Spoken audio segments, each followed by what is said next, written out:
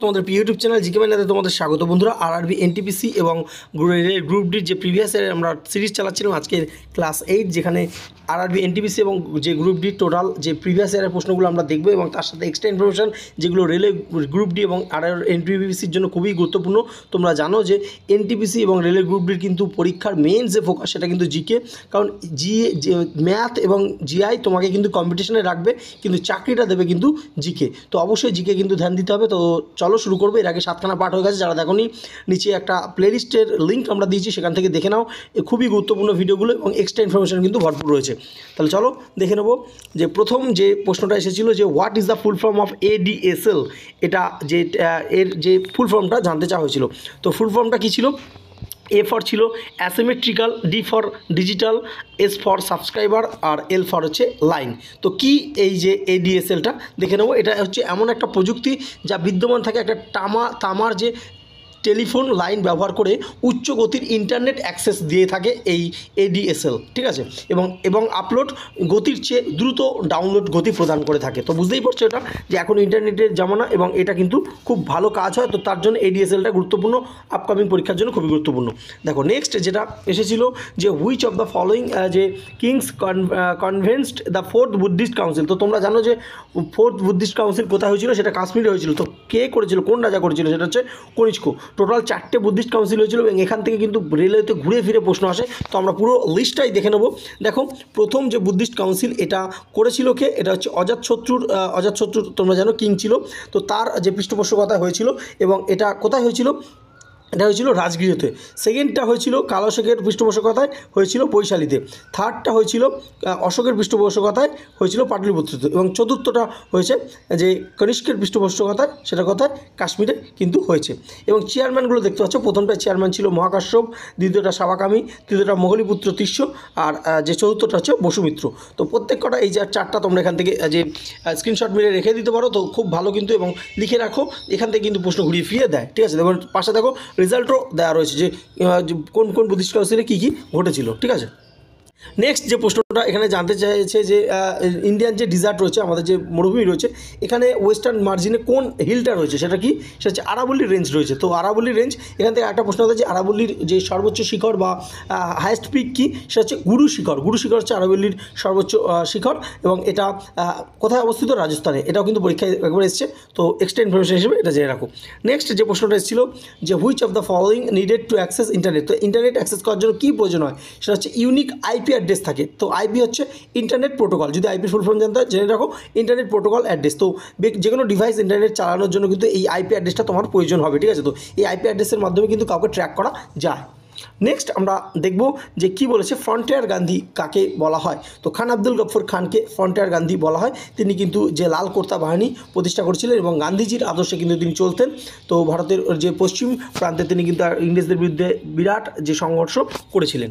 Next আমরা দেখব যে কে বলেছিলেন এখানে বলেছে যে কে গভর্নর জেনারেল লর্ড ডালহৌসি কোন কিংডমকে বলেছিলেন এ চেরি, ঠিক আছে। একটা চেরির সঙ্গে তুলনা করেছেন যে কোন কিংডমকে, সেটা হচ্ছে কি? কিংডম হচ্ছে অযোধ্যাকে কিন্তু যে একটা চেরির সঙ্গে তুলনা করেছিলেন লর্ড ডালহৌসি 1851 সালে। এবং তখন কিন্তু তিনি এই চেরির সঙ্গে তুলনা করে বলেছিলেন যে এই চেরিটা কবে আমাদের মুখে পড়বে, অর্থাৎ ব্রিটিশদের মুখে আসবে। তো সেটা কিন্তু 1856 সালে তোমরা জানো যে অযোধ্যাকে কিন্তু কুশাসনের অজুহাতে ব্রিটিশ সাম্রাজ্যের অন্তর্ভুক্ত করে দেওয়া হয়েছিল। তো তার আগে কিন্তু লর্ড ডালহৌসি এই মন্তব্যটা করেছিল অযোধ্যাকে কেন্দ্র করে, যে অযোধ্যা হচ্ছে একটা চেরি। নেক্সট আমরা দেখব যে তোমরা জানো 1962 সালে ইন্ডিয়া এবং চায়নার মধ্যে যুদ্ধ হয়েছিল। তো সেই সময় কোন মিনিস্টার তিনি রিজাইন করেছিলেন? সেটা কে করেছিলেন? ভি.কে. কৃষ্ণ মেনন। তিনি কিন্তু তখন ডিফেন্স মিনিস্টার ছিলেন, ডিফেন্স মিনিস্টার। এবং তোমরা জানো ইন্দো চায়না যে ওয়ার হয়েছিল 1962 সালে, ভারত একেবারে পর্যদস্ত হয়েছিল। তখন কিন্তু সেই হিসেবে যে ভি.কে. কৃষ্ণ মেনন তিনি কিন্তু ডিফেন্স মিনিস্টার ছিলেন। তিনি পার্লামেন্টের ভেতরে এবং বাইরে চরম নিন্দিত হয়েছিলেন এবং তার ফলস্বরূপ তিনি কিন্তু বাধ্য হয়েছিলেন এক প্রকার যে রেজিগনেশন করতে, ঠিক আছে। তো তার রেজিগনেশনের পর কিন্তু প্রত্যেকে যে ঠিকঠাকভাবে কোনো রকমভাবে বিদ্রুপ কেউ করেনি, সবাই কিন্তু খুশি হয়েছিল, ঠিক আছে। তো যে তিনি করেছেন, কারণ তিনি ঠিকভাবে হ্যান্ডেল করতে পারেনি ইন্দো চায়না ওয়ারের সময় ভারতবর্ষের ডিফেন্স সিস্টেমটাকে। তো তার জন্য কিন্তু তিনি পদত্যাগ করেছিলেন। আচ্ছা, নেক্সট আমরা দেখব যে এই প্রশ্নটা তো বহুবার পরীক্ষা এসেছে যে প্রথম প্যাসেঞ্জার যে ট্রেন এটা কোথা থেকে কোথায় পর্যন্ত চলেছে, এটা বোম্বে থেকে থানে কবে হয়েছিল, 1853 সালে এটা কিন্তু চলেছিল। মাত্র 34 কিলোমিটার যে পথ ছিল এবং বড়ি বন্দর যে স্টেশন মুম্বাইয়ের বড়ি বন্দর, এখন বর্তমানে নাম কিন্তু শিবাজি টার্মিনাল, তো সেখান থেকে এই থানে পর্যন্ত এসেছিল 1853 সালে প্রথম প্যাসেঞ্জার ট্রেন। নেক্সট যে প্রশ্নটা করা হয়েছিল যে largest Indian public sector bank কোনটা, সেটা হচ্ছে স্টেট ব্যাঙ্ক অফ ইন্ডিয়া, যার হেডকোয়ার্টার যদি জানতে চায় কোথায়, সেটা হচ্ছে মুম্বাইতে অবস্থিত। নেক্সট যে প্রশ্নটা জানতে চাওয়া হয়েছিল যে 21 জুন এটা ইউনাইটেড নেশন জেনারেল অ্যাসেম্বলি এটা কমেমোরেট করেছে 21 জুনটাকে কী দিবস হিসেবে, সেটা হচ্ছে কি ইন্টারন্যাশনাল ডে অফ ইয়োগা। তো ইয়োগা ডে আমরা প্রত্যেকে এখন জেনে গেছি, তো প্রত্যেক বছর যে ইয়োগা ডে হয় তার যে থিমটা সেটা কিন্তু জেনে রাখবে এবং ভারতের কোথায় সেখানে নরেন্দ্র মোদী পালন করছে সেটা কিন্তু অবশ্যই পরীক্ষার আগে জেনে রাখবে, ঠিক আছে। তো নেক্সট আমরা দেখব যে এখানে অনেকগুলো 4টে অপশন দিয়েছিল, আমরা যেহেতু অনলাইনার হিসেবে তোমাদের সামনে তুলে ধরছি, 4টে অপশনের মধ্যে বলেছি যে এর মধ্যে কোনটা কোল্ড উইন্টার ডিজার্ট, ঠিক আছে। তো কোল্ড উইন্টার ডিজার্ট, তো এটা কী ছিল, এটা ছিল প্যাটাগোনিয়ান, এটা সাউথ আমেরিকার একটা মরুভূমি এবং শীতল মরুভূমি, তোমরা বুঝতেই পারছো সাউথ আমেরিকার এই যে প্যাটাগোনিয়ান মরুভূমি এটা উইন্টার ডিজার্ট।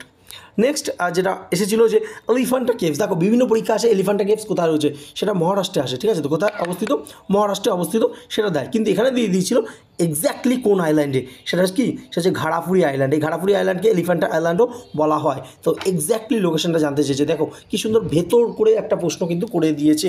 এটা মুম্বাই থেকে 10 কিলোমিটার দূরে কিন্তু অবস্থিত এই যে আইল্যান্ডটা, এখানে এলিফ্যান্টা কেভস রয়েছে। নেক্সট যেখানে জানতে চাওয়া হয়েছিল যে নিম্নলিখিত মধ্যে কোনটি একটি অ্যান্টিভাইরাস, তো এটা হচ্ছে নর্টন। তো নর্টন অ্যান্টিভাইরাস প্লাস এবং নর্টন 360 এই দুটো হচ্ছে অ্যান্টিভাইরাস, তো নাম জানতে চাইলে কখনো জেনে রাখো। তো নর্টনটা হচ্ছে একটা অ্যান্টিভাইরাস।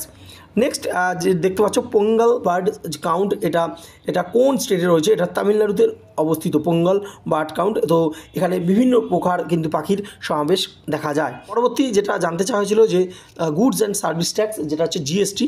তো জিএসটি কবে ভারতবর্ষে ইমপ্লিমেন্ট হয়েছিল, কবে হয়েছিল, 1 জুলাই 2017 সালে প্রথম কিন্তু ভারতবর্ষে ইমপ্লিমেন্ট হয়েছিল এবং এই 1 জুলাইটাকে জিএসটি ডে হিসেবেও কিন্তু পালন করা হয়ে থাকে।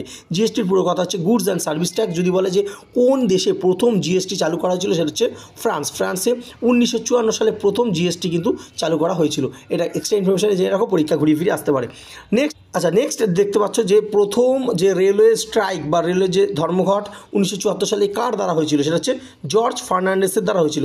তো জর্জ ফার্নান্ডেস কে ছিল, তিনি যে রেলওয়ের ইউনিয়ন ছিল, ইউনিয়নের কিন্তু তিনি প্রধান ছিলেন এবং তিনি এই যে রেলওয়ে স্ট্রাইক প্রথম 1974 সালে করেছিলেন তার কিছু কারণ আছে।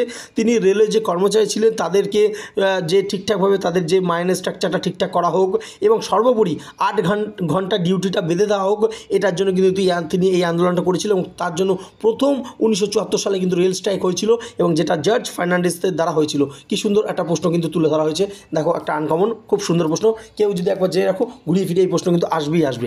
নেক্সট দেখতে পাচ্ছ যে কতগুলো অ্যাটমস থাকে যে অক্সিজেন্সের ওজোন গ্যাসে, তো ওজনের যে সংকেত আমরা জানি O3, তো 3টে থাকবে স্বাভাবিকভাবে, তো বুঝতেই পারছো। আচ্ছা, নেক্সট যেটা জানতে চাওয়া হয়েছে যে মাজুলি ইন্ডিয়ার যে লার্জেস্ট রিভার আইল্যান্ড রয়েছে মাজুলি, এটা কোথায় আছে, এটা কোন নদীতে, এটা ব্রহ্মপুত্র রিভারে আছে। যদি বলে কোন স্টেটে আছে, সেটা হচ্ছে আসাম স্টেটে আছে। এটা ভারতবর্ষের প্রথম আইল্যান্ড হিসেবে, যেটা জেলা হিসেবে ঘোষণা হয়েছে, ঠিক আছে। আচ্ছা, এই ছিল এখানে ভিডিওটা, এরকমভাবে আমরা পার্টগুলো চালাবো। ভিডিওটা কেমন লাগছে অবশ্যই লাইক করো এবং তোমরা কমেন্টে জানাতে ভুলো না যে এটা সিরিজটা ঠিকঠাকভাবে চালাবো কিনা। তো অবশ্যই তোমরা আমাদের টেলিগ্রাম চ্যানেলে জয়েন হয়ে যাও, এর যে পিডিএফ প্রয়োজন হলে নিচে কমেন্ট করো, আমরা টেলিগ্রামেও দিয়ে দেবো। ধন্যবাদ।